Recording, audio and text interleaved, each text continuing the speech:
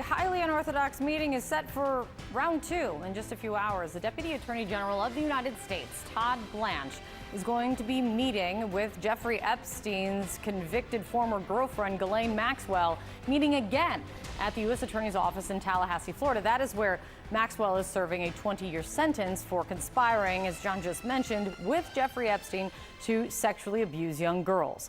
There are very big questions surrounding all of this, given the, one, obscurity of the meeting, and two, the lack of credibility that this woman has. What was asked of her? What information did Maxwell provide? What is being negotiated, and what is her motivation to speak at all? And can she be trusted to tell the truth? Todd Blanche has said that the Justice Department will be sharing any information that they learn, but, quote, at the appropriate time.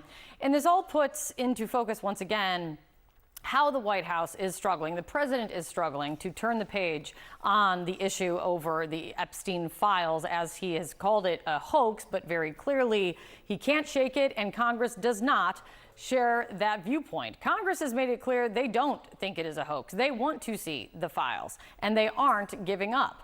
The Republican chair of the House Oversight Committee, James Comer, has already issued a subpoena to depose Maxwell. And he also says he's now moving quickly with issuing a subpoena to the Justice Department for all of those Epstein files. CNN's Kara Scannell tracking all of this for us this morning.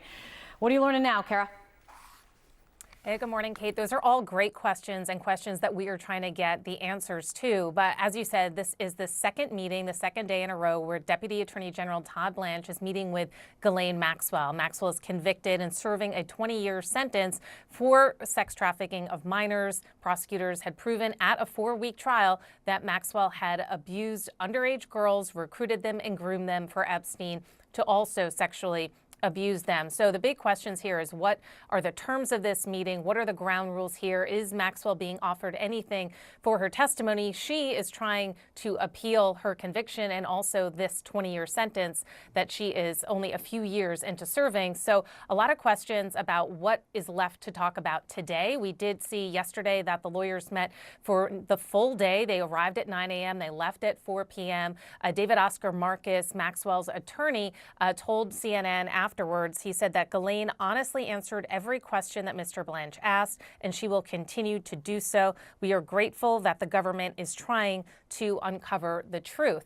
Now, what the content of these discussions are, the questions, the answers, Blanche has said that he wants to know if Maxwell knows of anyone that committed any crimes against minors, these victims of the case. Now, Maxwell has denied any wrongdoing. She was, in fact, charged by the Justice Department with perjury for what she said in a civil lawsuit when she denied any knowledge of Epstein's scheme to recruit underage girls and have them give him sexualized massages.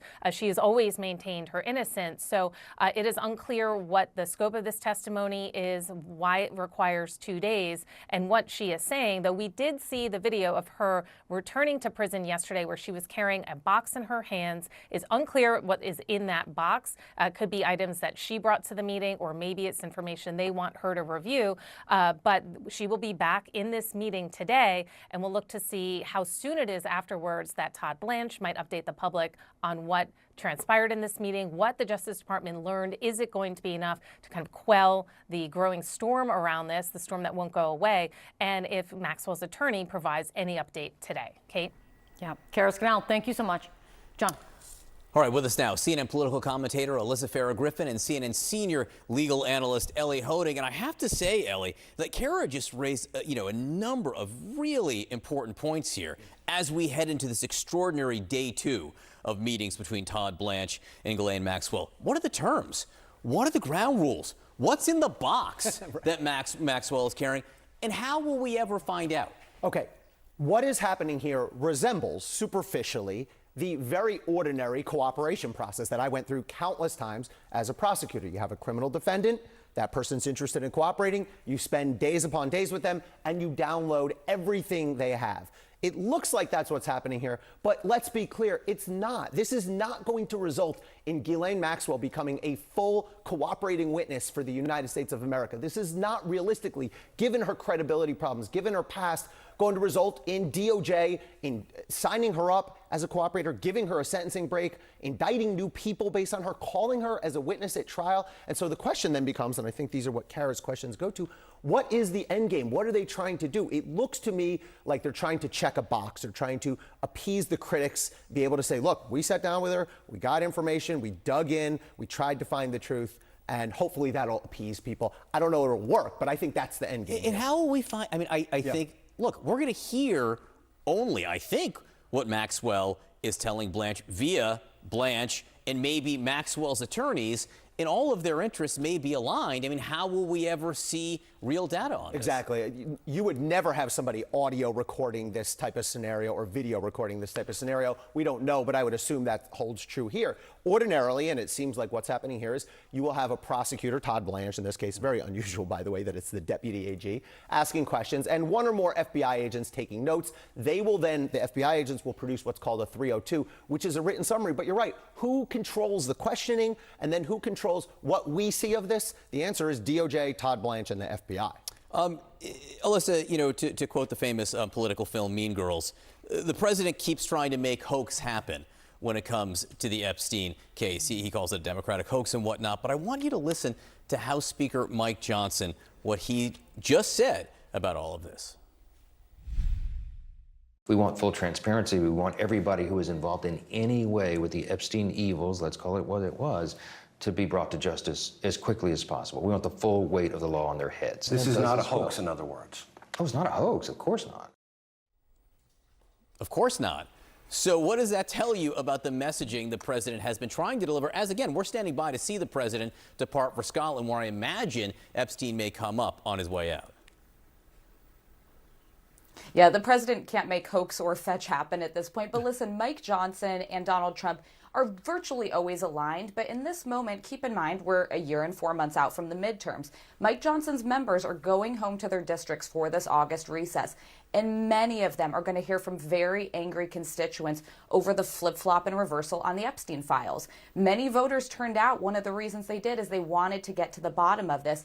You know, Donald Trump doesn't really have to deal with this beyond just the continual drip of questions and getting grilled by reporters, but he's not standing for re-election again. And Mike Johnson's top job right now is keeping the House majority. So he is going to have to create some daylight with Trump. He also said something interesting when asked yesterday, I believe, where he kind of sowed some doubt that Ghislaine Maxwell could actually be a trustworthy person, because this is a convicted sex trafficker. This is somebody who assisted a man with grooming and with bringing other women into this horrible circumstances. So he also seems to be maybe kind of pouring some cold water on the idea that she's going to help us get to the bottom of anything, or that she herself should be trusted. It's the right move. It's the right move by Johnson. He's got to focus on protecting his members and cannot have them dragged down by the White House's mishandling of this. It is interesting. You bring up Maxwell again, and you have to, I hope people do remember what some of the victims, Epstein's victims, have said. I mean, they have said that, and this was testimony in her trial, that she sexually abused them. She was convicted of conspiring to sexually abuse minors.